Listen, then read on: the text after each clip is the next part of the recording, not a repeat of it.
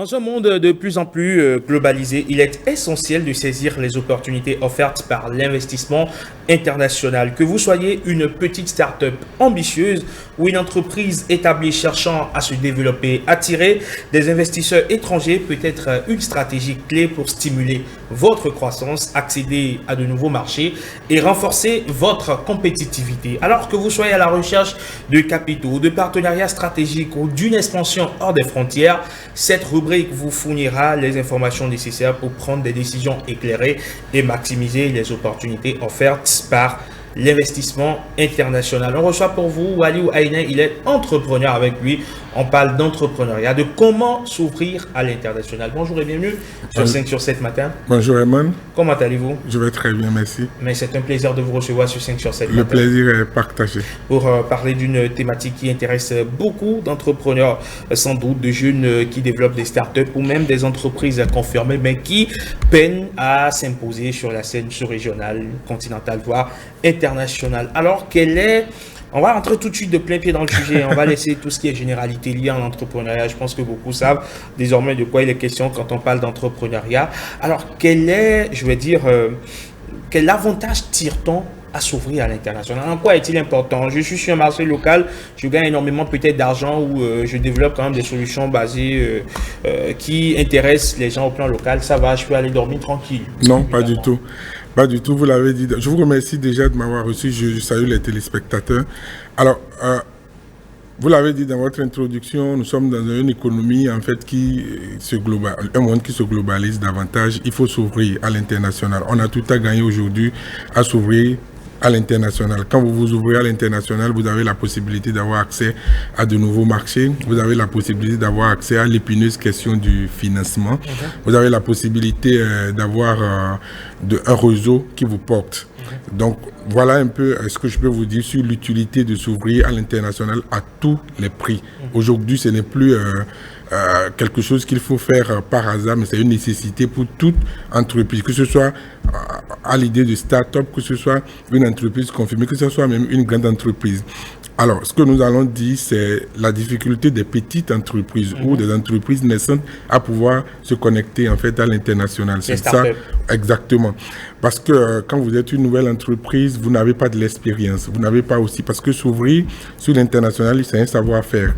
Il y a une méthode, une discipline, un principe en fait qu'il faut adopter pour que vous puissiez avoir accès à certains marchés ou accès à certaines personnes. Voilà un peu ce que je peux vous dire en guise d'introduction. Et comment trouver le réseau justement pour s'intégrer à l'international? On sait que c'est assez compliqué, où il faut être peut-être porté par un mentor, il faut trouver quelqu'un qui connaît quelqu'un, qui lui aussi connaît quelqu'un. Et tout ça, ça fait long. Oui, alors je voudrais déjà dire que le premier mentor, c'est nous-mêmes. Notre premier mentor, c'est nous-mêmes. Après, un autre mentor va venir sur la base, en vous observant. Tous les mentors qu'on va voir pour dire je veux que vous soyez mon mentor, ça n'a jamais marché vraiment. Les mentors vous observent et se portent en fait volontaires pour être votre mentor sur la base de ce que vous faites, sur la base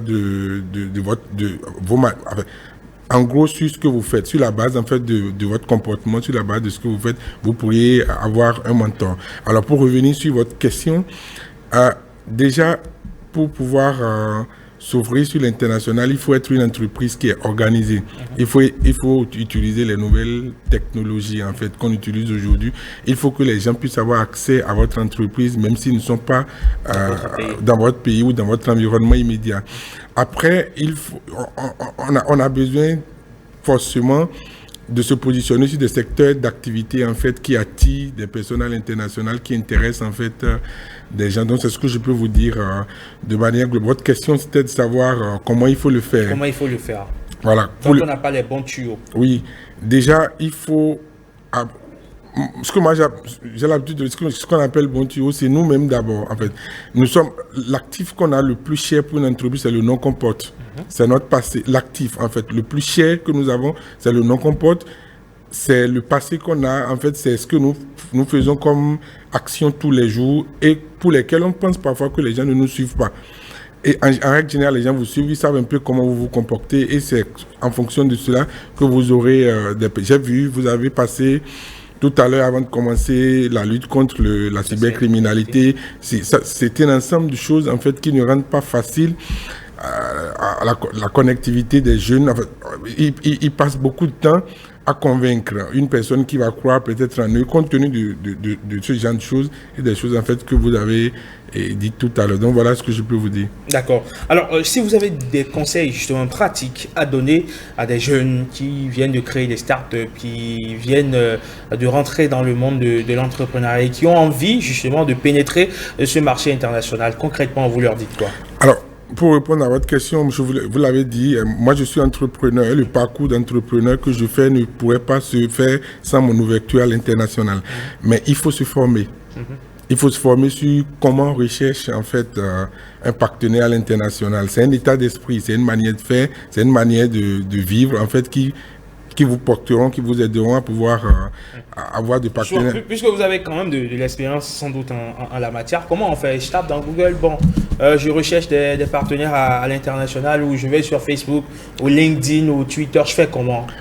La première des choses, il faut se faire former dans la recherche de partenaires à l'international. D'accord, c'est un module de formation. Absolument. Il faut se faire former dans la recherche de modules la recherche de partenariat à l'international. Il faut se faire accompagner par des personnes habilitées à le faire. Rechercher des partenaires à l'international est un métier à part. C'est comme rechercher du travail. Mais ça n'improvise pas. Absolument. Rechercher du travail, c'est un travail, en fait. Aller chercher un travail, c'est un travail à part qu'il faut apprendre. Vous avez des personnes qui ont de très bonne qualité, qui ne trouveront jamais du travail parce qu'ils n'ont pas appris le travail qui permet de rechercher le travail. C'est pareil. Donc, trouver des partenaires à l'international, ça prend par des personnes habilitées et puis vous pouviez vous rapprocher des personnes, en fait, qui savent le faire. On vous accompagne à déjà ce qu'on a nettoyé votre visibilité en fait sur le net. C'est la première des choses aujourd'hui. Il faut, on ne met pas toutes les informations sur Internet, on ne communique pas tout aussi sur Internet. Il y a des informations dont les gens ont besoin que vous allez communiquer sur votre entreprise sur Internet. Il faut un investissement pour le faire. Parce qu'au Bénin, nous voulons toujours avoir les choses gratuitement. Ce temps est passé. Il faut payer un prix pour ce qu'on veut. Et sa visibilité sur les réseaux. Absolument. Il y a des personnes qui sont habilitées à le faire, comme je l'ai dit. Donc, après, il faut être précis, en fait.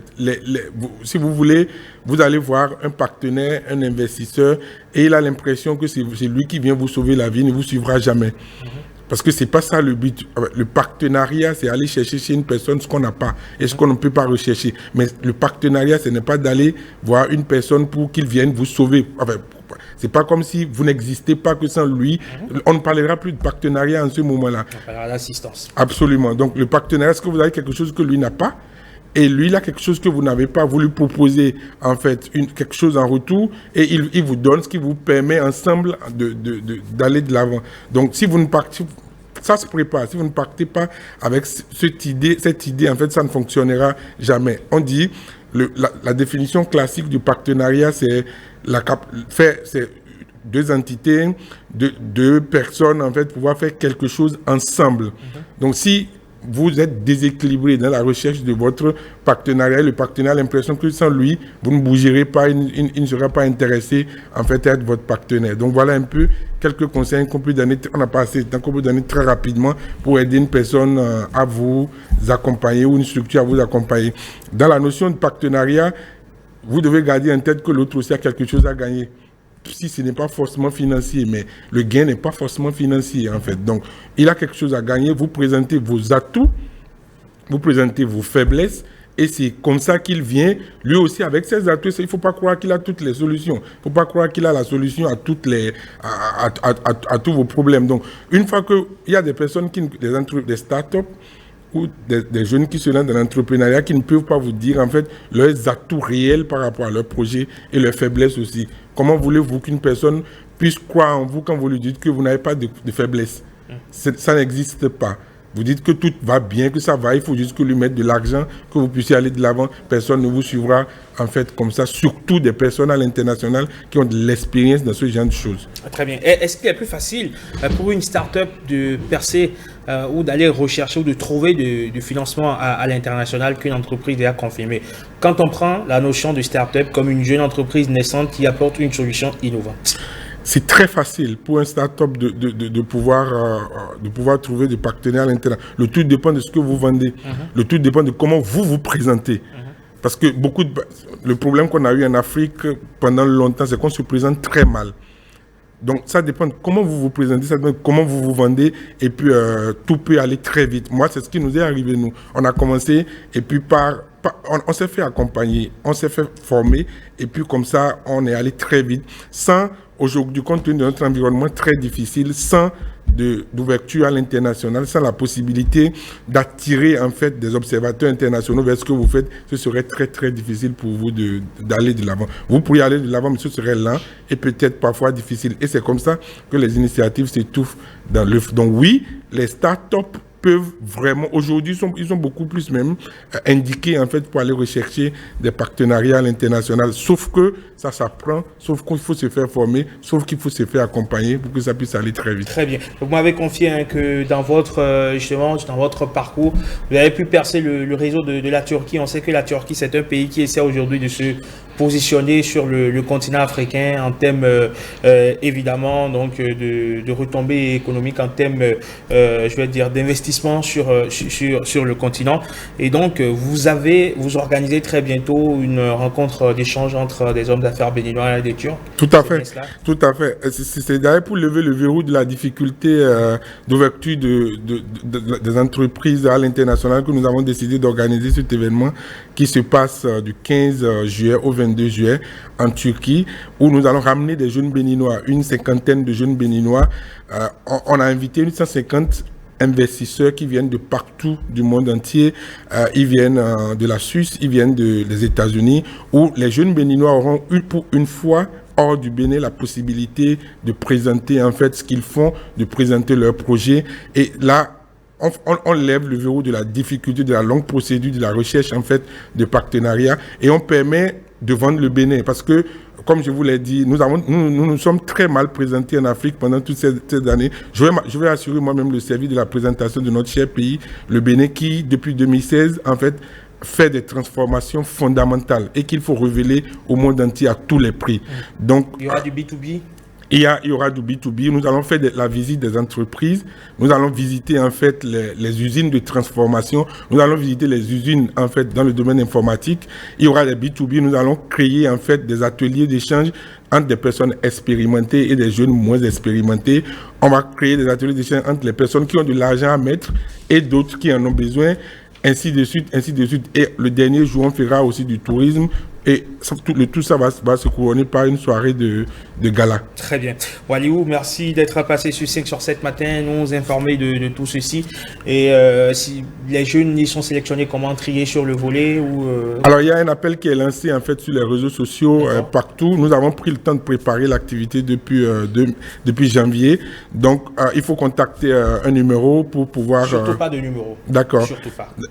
Ok. Donc, les appels sont lancés sur toutes nos plateformes. Absolument. Donc, vous pourriez vous rendre, les conditions sont connues, sont claires. Une fois que vous remplissez les conditions, vous êtes éligible. Malheureusement, les places sont limitées et il faut rapidement s'enregistrer. Merci beaucoup, Waliou. Au plaisir de vous retrouver très prochainement par ici pour continuer par évoquer d'autres thématiques liées à l'entrepreneuriat. Partout, on parle d'entreprise, je suis présent. Mon cœur est pour l'entreprise, je pense à l'entrepreneuriat. Je crois à l'entreprise et toute ma vie, en fait, est dédiée à l'entreprise. C'est ma ferme conviction. Merci beaucoup. Merci à vous. Et à très bientôt. Merci. 5 sur 7 matin, on prend une pause à présent et on installe le débat matinal, le forum de discussion. Votre vie aussi, ça tourne autour du foot un peu quand même? Je regarde les résumés. Les résumés. Moi, je regarde les résumés le soir, mais si je suis dans l'entreprise à fond. D'accord. Même quand les guépards jouent, ça ne vous intéresse pas? Je Je regarde les résumés. Rien que les résumés. Les résumés. D'accord. Eux, ils ne regardent pas les résumés. Ils font ce qu'on appelle un marquage à la culotte pour l'équipe nationale. C'est pourquoi ils seront là ce matin pour défendre chacun leurs idées en ce qui concerne la liste de Gernot Willy Rohr qui a été dévoilée hier. Les 25 guépards qui vont jouer face au Sénégal. Quelle chance pour notre équipe nationale qui joue le samedi 17 juin prochain. C'est le débat du jour. À tout de suite.